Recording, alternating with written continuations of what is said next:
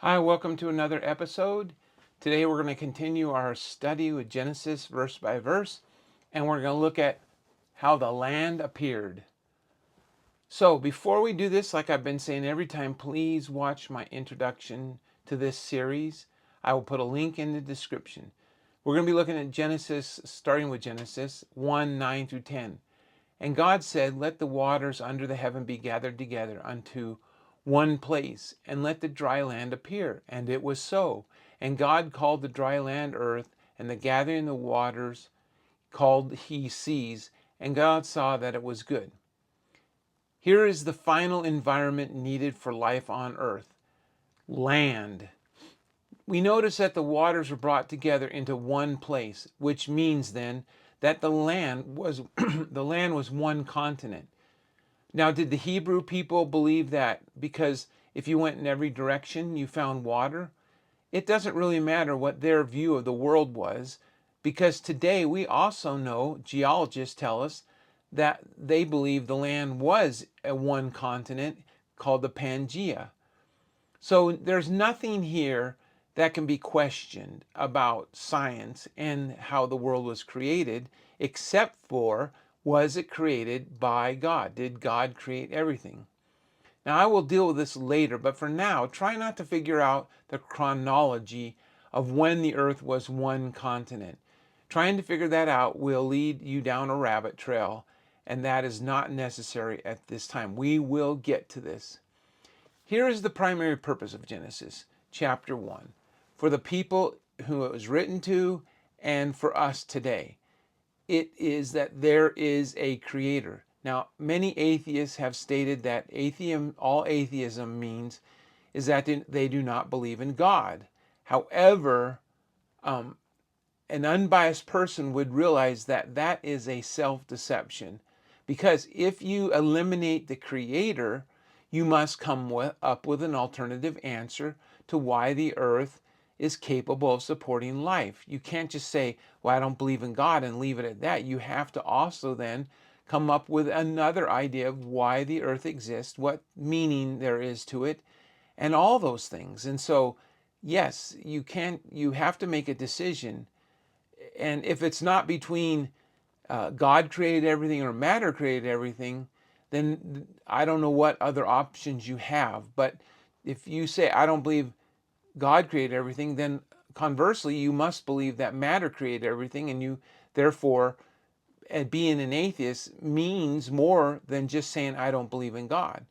And for a believer, it means a lot to say that I believe in God. It tells you a lot about what you believe about the creation. Now, the growth of vegetation, Genesis 1 11 through 13. And God said, let the earth bring forth grass, the herb yielding seed, and the fruit tree yielding fruit after his kind, whose seed is in itself and upon the earth. And it was so. And the earth brought forth grass, and the herb yielding seed after his kind, and the tree yielding fruit, whose seed was in itself, after his kind.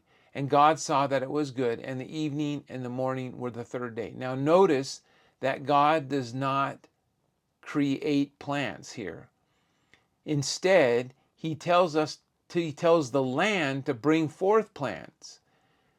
I point this out because it shows the type of narrative we're reading. It's a story narrative, not a detailed historical account.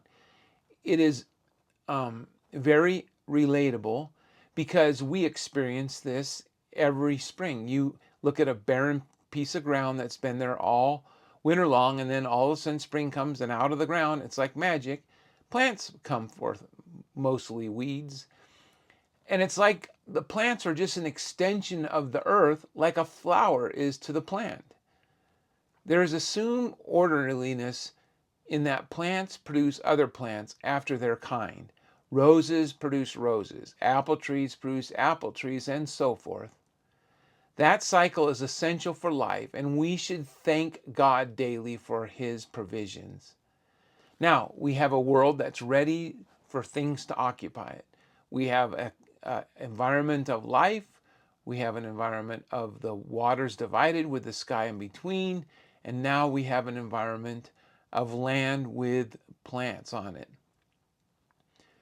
Um, I think when I think about this, I think about a building that has been built and been empty for years. You may have driven by a shopping complex that someone started to put up, and there's some empty buildings there, never been occupied. And then you may go by a business complex, and the same thing. There's this huge, big business complex with empty buildings, and you think, man, what a waste of effort, what a waste of space. Well, I'm telling you, our world is not a waste of space. God didn't just create environments, He's going to fill them, and He did, and that's obvious.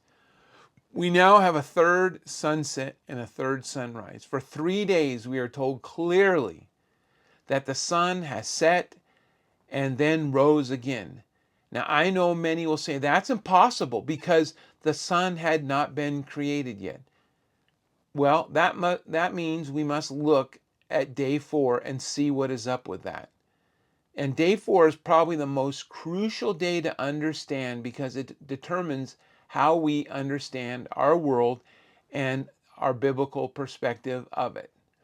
So I hope this has made some sense of these verses for you, and I hope that you're going to meditate on them, think about them a little bit deeper yourself. And I would appreciate it if you would subscribe to my channel so you won't miss my video on day 4. Hey, God loves you. I do too. Have a great day.